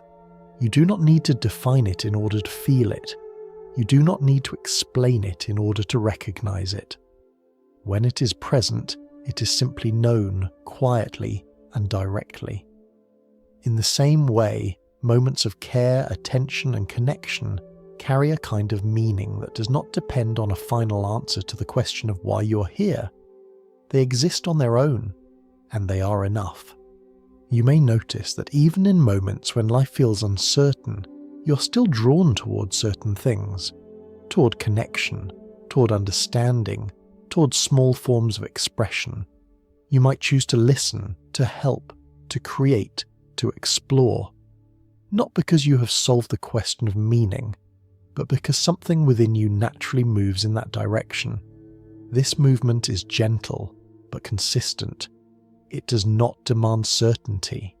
It does not require a final conclusion. It simply continues. And over time, this quiet movement begins to form patterns. The things you return to, the ways you respond, the connections you build. These patterns become part of how your experience takes shape, not as something rigid or predefined, but as something that grows gradually, through repetition and presence. And in that growth, something begins to feel meaningful again, not because it has been defined once and for all, but because it is being lived. You might notice that meaning feels different when it is lived, rather than explained. When you try to define it, it can feel distant, abstract, difficult to hold. But when you experience it directly, in a moment of connection, in a quiet act of attention, in a simple sense of being present, it feels immediate, real, and gently complete. This does not mean that every moment becomes meaningful in the same way. There will still be times that feel neutral, or uncertain, or undefined, and that is part of the natural rhythm of experience. But within that rhythm there are moments that stand out, moments that feel connected, moments that feel alive, moments that carry a quiet sense of significance, even if you cannot fully explain why. And those moments are not separate from you. They arise through your interaction with the world, through the way you notice, through the way you respond, through the way you allow yourself to be present. In this sense, meaning is not something that exists independently waiting to be found. It is something that takes shape through experience, not something you must solve, but something that unfolds as you live. This idea can feel surprisingly light, because it removes the pressure to define everything in advance. You do not need to know exactly why something matters in order for it to matter. You do not need to justify every feeling of care or connection. It is enough to allow those moments to exist and to move with them when they arise. And in doing so, you begin to create a quiet continuity, a thread that runs through your experience, not as a fixed answer, but as an ongoing process. A way of living that allows meaning to appear, disappear, and reappear, without needing to force it into a single shape. You might notice how this changes the way you relate to uncertainty. Instead of feeling like something is missing, uncertainty becomes part of the space in which meaning can form. A space that allows for flexibility, for change, for new experiences to emerge. And within that space, your actions, your attention, your care begin to matter in a very real way. not because they fulfill a predetermined purpose, but because they are part of the unfolding of your experience. And as this understanding settles in, warm, steady, and unforced, another gentle shift begins to take place. If meaning can be created through the way you live, then the way you experience pleasure, comfort, and satisfaction becomes part of that process as well. Because the things you're drawn toward, the things that feel good or fulfilling or peaceful, also shape the way your life unfolds. And so, your attention begins to move once more, not toward abstract questions, but toward the simple, familiar experiences that fill your days, the things you seek, the things you enjoy, the things that quietly guide your choices. As that quiet sense of meaning begins to take shape, not as something fixed, but as something lived, something felt in small moments of connection and attention, your awareness begins to return softly to the rhythms of everyday life. Not the large questions this time, but the simple movements that guide your choices, often without much effort or thought. Because whether you notice it or not, much of what you do is gently guided by a very basic tendency. You move toward what feels good and away from what feels uncomfortable. This movement is not dramatic. It doesn't announce itself. It simply unfolds quietly through your preferences, your habits, and your decisions throughout the day. You might notice it in the way you reach for something warm on a cool evening, or the way you adjust your position when something feels slightly uncomfortable. You might notice it in the small sense of satisfaction when you complete a task, or the subtle relief when a problem is resolved. These experiences may seem simple, but they form a large part of how you navigate the world. Pleasure and discomfort act like gentle signals. They do not tell you what is absolutely right or wrong, but they offer a kind of guidance, a soft indication of what to move toward and what to move away from. And over time, these signals begin to shape patterns, the things you repeat, the things you avoid, the things you begin to associate with comfort or unease. At first, this seems straightforward. Pleasure feels good, so you seek it. Discomfort feels unpleasant, so you avoid it. But as you observe more closely, you may begin to notice that not all forms of pleasure feel the same. Some are immediate, quick, bright, and short-lived, like the taste of something sweet or the brief excitement of something new. These experiences arrive quickly, and they fade just as quickly, often leaving behind a quiet desire for more.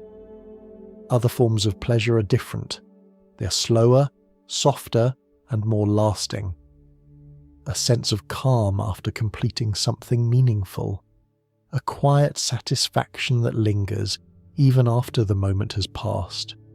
These experiences do not demand attention in the same way. They do not pull you in as strongly, but they remain gently in the background, creating a sense of stability and ease. And over time, you may begin to notice the difference between these two kinds of experience. One that stimulates and one that settles. One that pulls you forward quickly and one that allows you to rest. Neither one is wrong. Both are part of being human, but the way you relate to them can shape your experience in subtle ways. If you are constantly drawn toward the quick and immediate forms of pleasure, you may find that your attention becomes restless, always moving from one moment to the next, searching for the next spark of satisfaction. And while each moment may feel enjoyable, the overall experience can become slightly unstable, as if it depends on something just out of reach.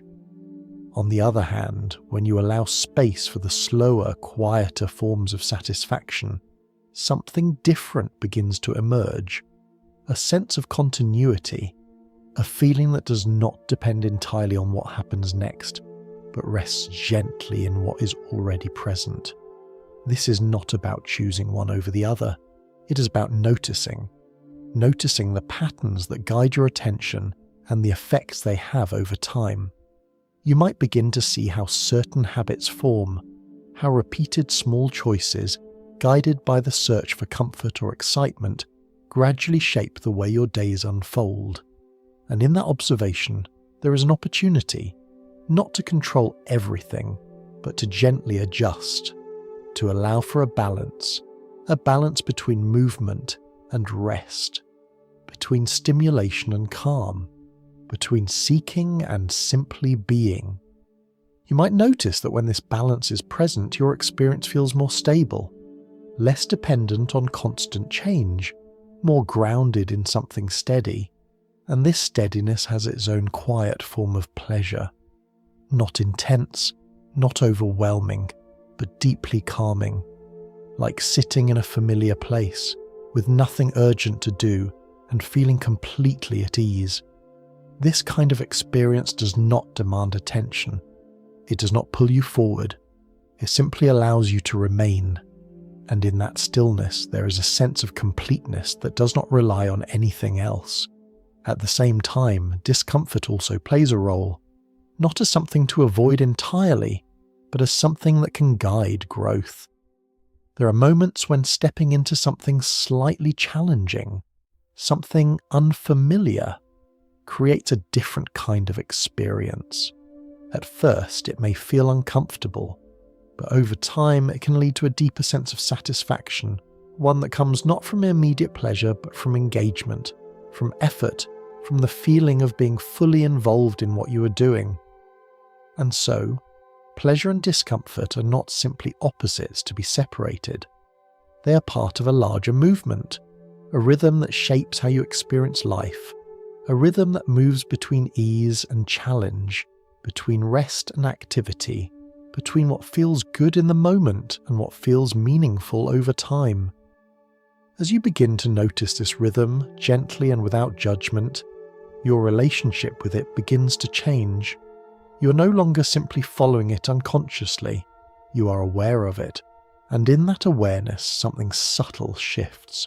Your choices become softer, more intentional, less driven by impulse, and more guided by understanding.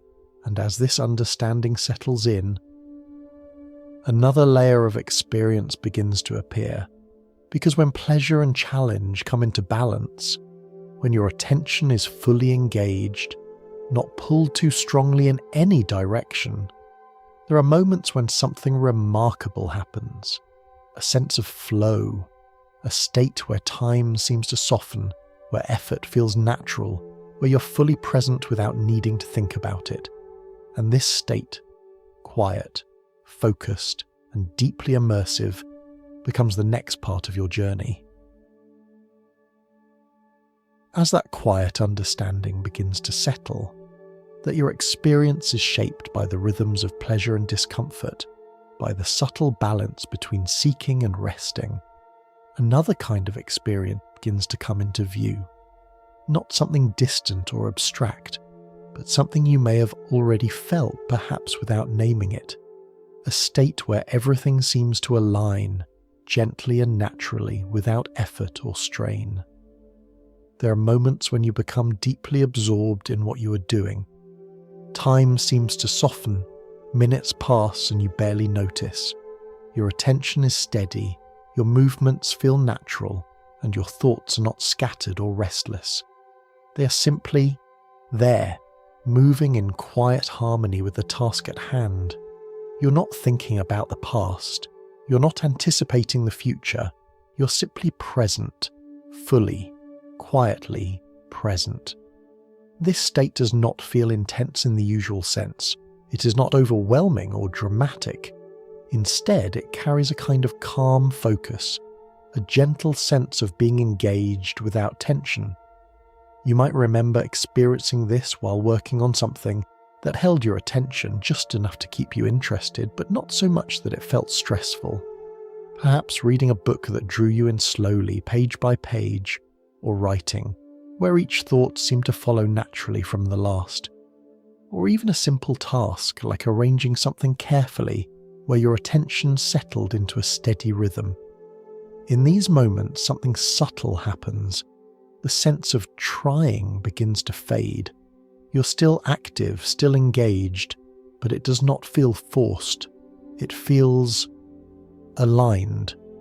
This experience is sometimes described as a state of flow, but the word itself is less important than the feeling it points to. It is the feeling of being fully within an activity, without resistance, without distraction, without the need to step outside of it and evaluate every moment. And what makes this state possible is not something extreme or rare. It arises from a simple balance. If something is too easy, your mind begins to drift. Your attention loses its focus, and you may feel a sense of restlessness or boredom. If something is too difficult, your mind becomes tense. You begin to feel pressure, perhaps even a sense of being overwhelmed. But when something sits gently between these two, just challenging enough to hold your attention, but not so demanding that it creates strain, your awareness settles naturally into it, like a river finding its path between two banks, neither too narrow nor too wide, and in that space your attention flows. This balance is not fixed. It changes depending on the moment, depending on your energy, your experience, your state of mind. But when it appears, even briefly, it creates a sense of ease that feels deeply natural. You might notice that in this state, your awareness becomes quieter, not empty, but less crowded. Thoughts are still present, but they are not pulling you in many directions. They're aligned with what you're doing, moving alongside your actions rather than interrupting them. Even the sense of yourself can soften slightly. You're not thinking about how you appear, or how you're being judged, or what comes next. You're simply involved in the moment itself, and this involvement carries its own kind of satisfaction. Not the quick, bright satisfaction of immediate pleasure, but a deeper, steadier sense of fulfillment, a feeling that does not need to be chased, because it arises naturally when the conditions are right. This does not mean that you can control when this state appears. Like many aspects of experience, it cannot be forced, but you can begin to recognize the conditions that allow it to emerge. You can notice when something holds your attention in a calm and steady way. You can allow yourself to remain with it, without rushing away, without seeking something more stimulating or more immediate. And over time, you may find that these moments become more familiar, not constant, not predictable, but accessible. Small spaces where your awareness settles into a gentle rhythm, where your experience feels complete without needing anything extra. There is something quietly meaningful about these moments, because they do not depend on external rewards or outcomes. They exist within the experience itself, in the act of doing, rather than the result of it, and in that sense they offer a different way of relating to meaning, not as something to be found at the end of a process, but as something that can be present within it. You might notice how this changes your perspective on what matters. Instead of focusing only on outcomes, you begin to appreciate the process, the quiet engagement, the steady attention, the feeling of being fully here. And this appreciation does not require anything extraordinary. It can appear in simple moments, in everyday activities, whenever the balance is right and your awareness is able to settle. As this understanding deepens gently and without effort, another subtle connection begins to form. Because when the sense of self softens in these moments, when you're less focused on I and more immersed in the experience itself, it begins to raise a quiet question. What exactly is this sense of self that appears and disappears in different moments? Is it something fixed, always the same, or is it something that changes, something that takes shape depending on how you're experiencing the world? And as this question begins to form, softly and without urgency, your attention starts to move once more, from experience to the nature of the one who experiences. As that quiet question begins to take shape, about the nature of the self, about what it is that experiences, observes, and moves through all of these moments, your attention turns inward once more, but this time not toward thoughts or interpretations, and not toward meaning or uncertainty, but toward something more subtle, the feeling of being you. It is something so familiar that it rarely stands out. You wake up and there is a sense of continuity, a feeling that the person who opened their eyes this morning is the same one who existed yesterday, and the day before, and the years before that. This sense of identity feels stable, almost unquestionable, and yet, if you look at it gently, without trying to define it too quickly, you may begin to notice something interesting. Much of what you call yourself is made up of things that have changed over time. Your name, something given to you, your memories, shaped by experience, your preferences, formed gradually, influenced by countless small moments, your personality, something that has evolved, slowly, often without you noticing. Each of these feels like part of who you are, and yet none of them has remained exactly the same. They have shifted, adapted, grown, faded, and reformed over time. And still, through all of these changes, there is a sense that something remains, something that continues, something that feels like you.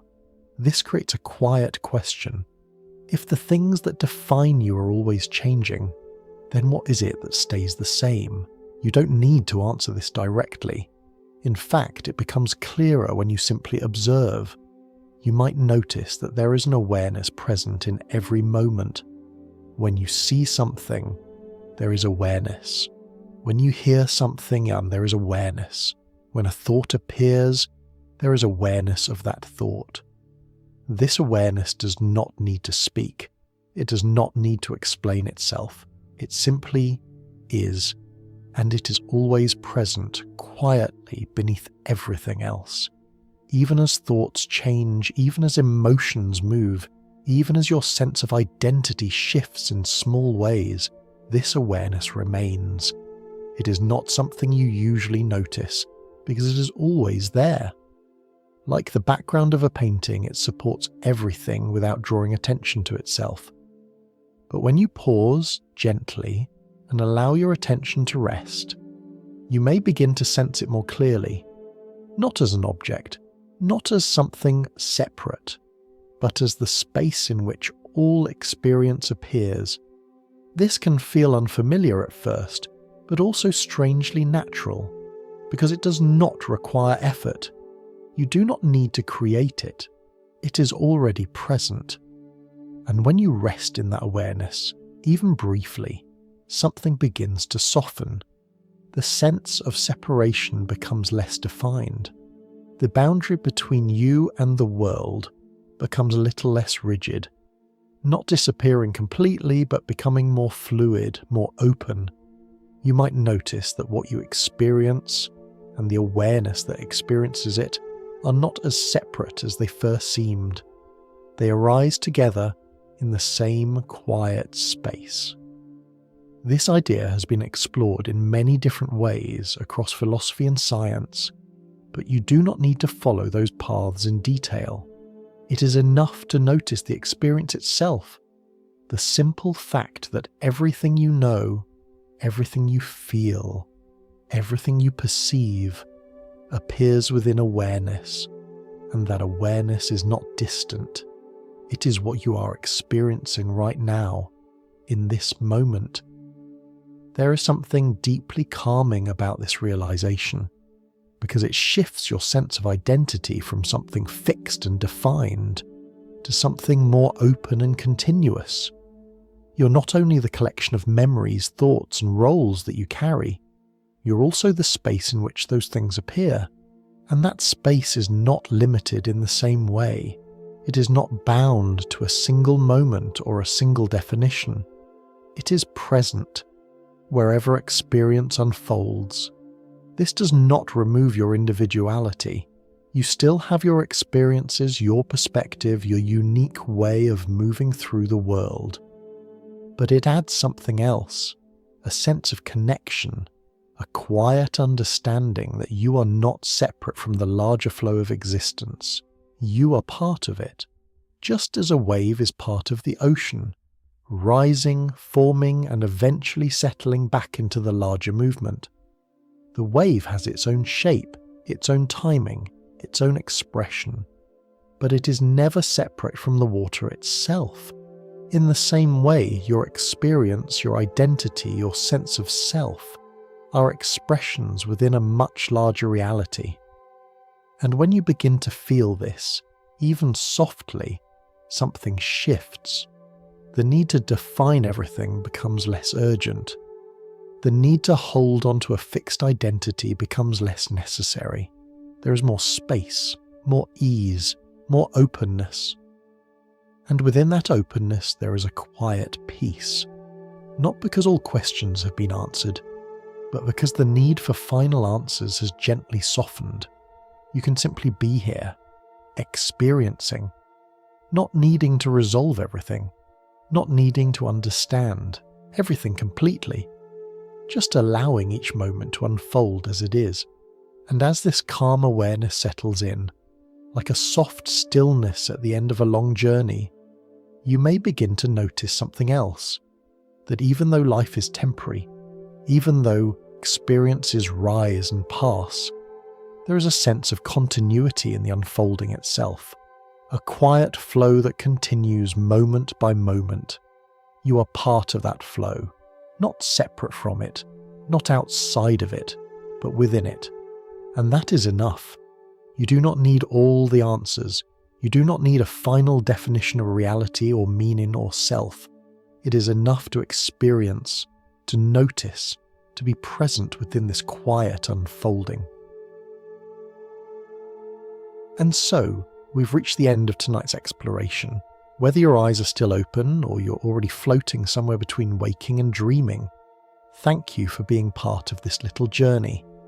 If you'd like to join me again for more gentle wanderings, you are always welcome to subscribe or share this with someone who could use a peaceful pause. Time has a way of slipping through our fingers, but here, in this quiet moment, it's just you and the soft hush of rest. Sleep peacefully, wherever and whenever you may be.